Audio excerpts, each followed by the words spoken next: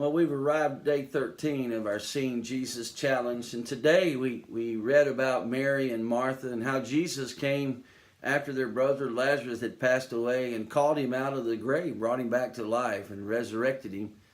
You know, so often when we read this passage of Scripture, I think we love to focus on that verse that's the shortest verse in the Bible. It says Jesus wept, and you know, it's a profound verse in spite of its brevity. Think about the fact that here was God in flesh and blood, in real time and space, standing there next to Mary and Martha and with all of their friends, and he's looking at them, and he's seeing their grief and their pain and their anguish over the loss of their brother, and as they grieve, he begins to cry with them and to grieve with them. And it's a great reality that God feels what we feel, and God experiences what we experience, and he cries with us in our circumstances and our situations. But I want us to focus for just a moment on what this passage can teach us about faith.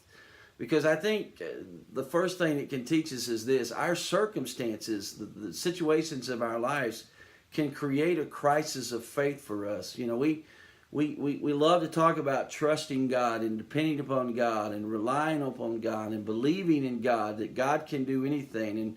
And we say all the time that God can heal us, God can do a miracle, God can fix our circumstances, he can change our situation. And we hear people say that all you have to do is have enough faith. All you have to do is believe. And some people want to tell us that if we don't experience healing, or if we don't get out of a circumstance, it's because we didn't have enough faith. But I want to suggest to you that the real measure of our faith is not in believing that God can do a miracle. The real measure of our faith is not believing that God can change our circumstance or situation. The real measure of our faith is this: I will trust in God and I will believe in God even if he doesn't deliver me, even if he doesn't heal me, even if he doesn't change my circumstances or my situation. It's the kind of faith that Shadrach, Meshach, and Abednego had when they said to King Nebuchadnezzar, you know, our God is able to deliver us out of the fiery furnace, but even if he doesn't, we're not gonna worship your idols, because it's not the right thing to do.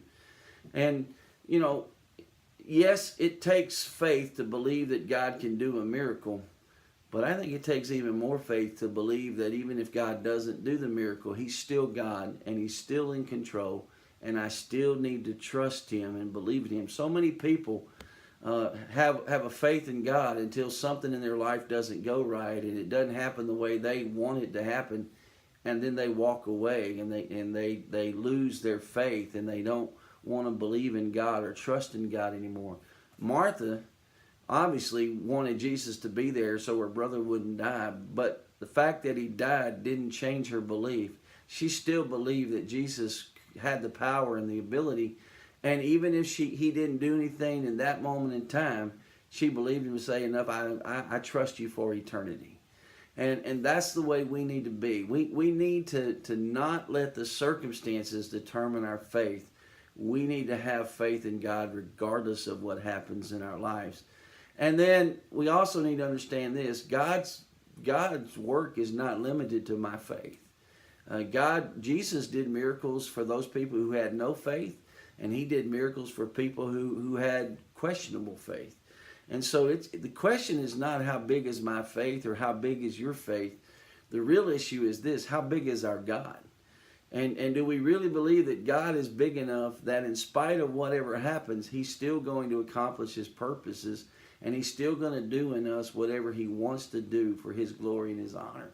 So my question today for you is not how big is your faith, how big is your God? Trust him. Have a great day.